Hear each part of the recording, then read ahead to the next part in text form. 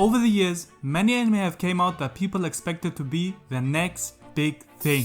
Attack on Titan, Gintama, Your Name, Steins Gate, Hunter x Hunter, JJK. After finishing the show, many fans would typically go onto my anime list and give it the highest score possible, because they thought someone else finally deserved the crown. But as soon as they touch the #1 spot, they meet the same fate as every other great anime. Fullmetal Alchemist Brotherhood, a show that held the #1 spot for over a decade now, would just smack that shit away. It's like the fans come collectively together and just review bomb the shit out of every other show just because they think it's not worthy enough. But is it really that good? Or maybe is it the pure feeling of nostalgia? Is this anime objectively the best anime of all time?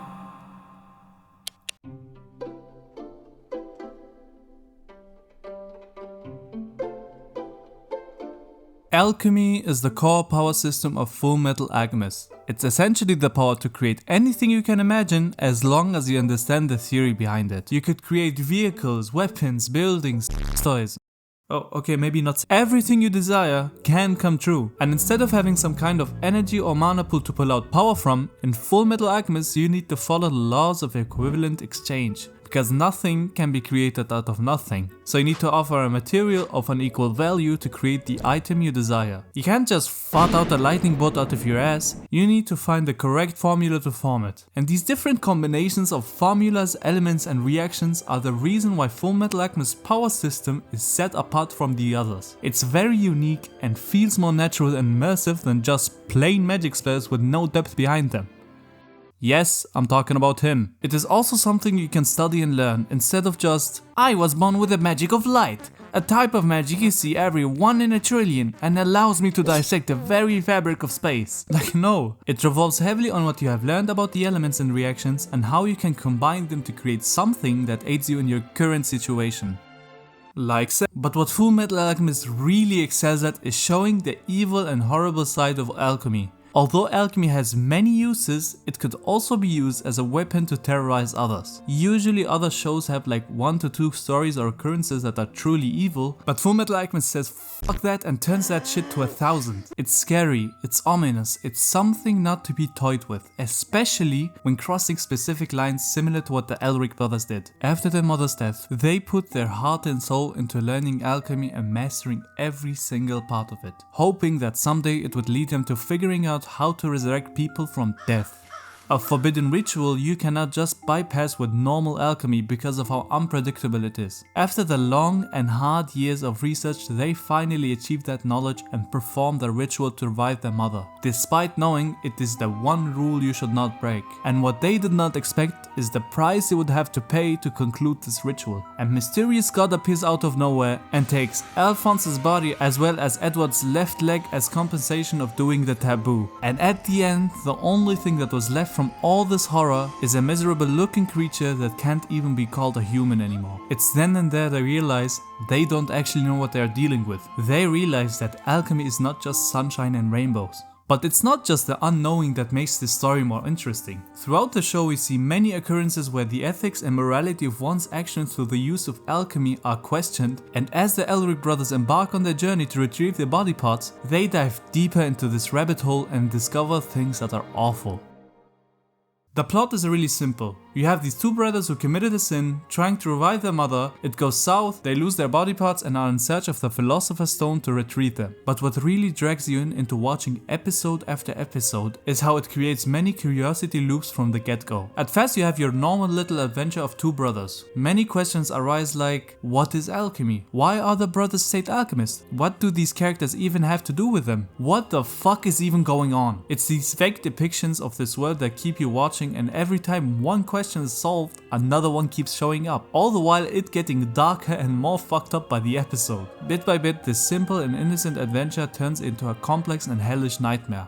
The most popular episode by far is the Chimera episode. I mean, who doesn't know what the Chimera episode is? You have a shitty and mentally insane state alchemist trying his hardest to come up with something to prove his stay. One would think, oh okay, maybe he'll work harder or some shit. Well, How about fusing your dog with your own fucking daughter to just prove that you're capable of something, for fuck's sake? Believe me, when I saw this clip on YouTube for the first time, I promised not to watch Full Metal Alchemist Brotherhood regardless of how good it was, because that shit traumatized me. But that's not the main purpose, is it? It's not just about how fucked up this scene is. Sho Tucker reveals a vital point. Edward, how are you much different from me when you fuse your brother's soul to an armor? That's it.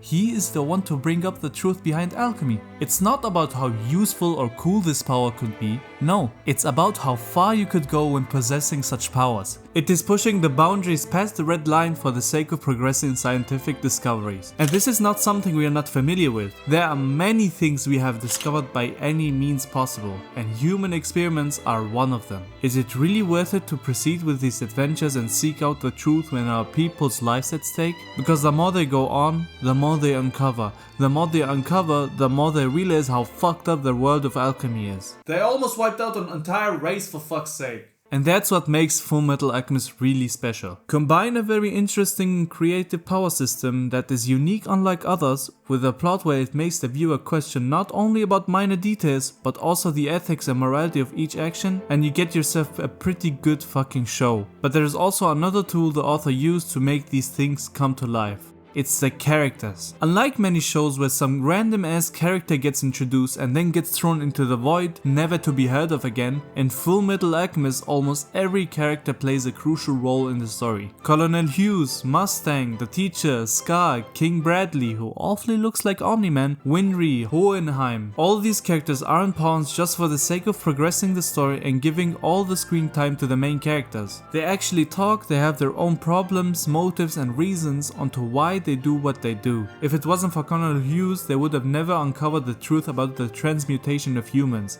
If it wasn't for Mustang's actions, they would have never found out about King Bradley. They all affect each other very heavily, like everyone is just a domino piece starting with a small action that later on has a powerful impact on many. There's this one scene where because of one soldier shooting an Ishvalan child, it enrages an all-out war between two countries and leads to characters like Scar showing up to take revenge upon every one of them on some Eren Yeager shit. That's the shit I've been waiting for in anime. A show where newer characters aren't just introduced because the author ran out of ideas and then kills them off the next episode. I want a show where everyone participates in the story. And that's what Full Metal Alchemist really does well. It incorporates many characters with a purpose. But by far the most well thought out characters are the Eldrick brothers. Fucking obviously, they play a crucial role of looking at things from their perspective. Whenever someone does something vile or just messed up, you feel the same way as the two brothers do. There is no external information you as the viewer receives. All of what is unfolding before them is exactly what the viewer is seeing. And the fights are amazing. Like the creativity behind every fight scene is just awesome. Let's take this scene for example. This dude is an alchemist who can boil and freeze water. After fighting for a while, the Eldrick brothers corner him. Now he needs water to use his alchemy, but there is no water around him. So what does he do? He uses the fact that the human body is 70% water to his advantage and creates spears out of his own blood. Just genius. I'm not gonna go into every fight, but the fact remains that these fights are good. No matter what someone else says, Full Metal Alchemist Brotherhood fulfilled almost every aspect of what makes a show good. The only problem it has is that many people say that the pacing of Full Metal Alchemist Brotherhood is way too fast compared to the original Full Metal Alchemist, which I kind of do agree with. The first few episodes did feel too fast where they start ramming so much information into your head, but regardless, the fact remains that Full Metal Alchemist Brotherhood deserves every single bit of the #1 spot, and I'm pretty sure no other anime could come close to the quality of— oh, yep, it's gone. Well, let's see how long that lasts. I'll give Full Metal Alchemist Brotherhood 9.8 Big Macs out of 10. See ya.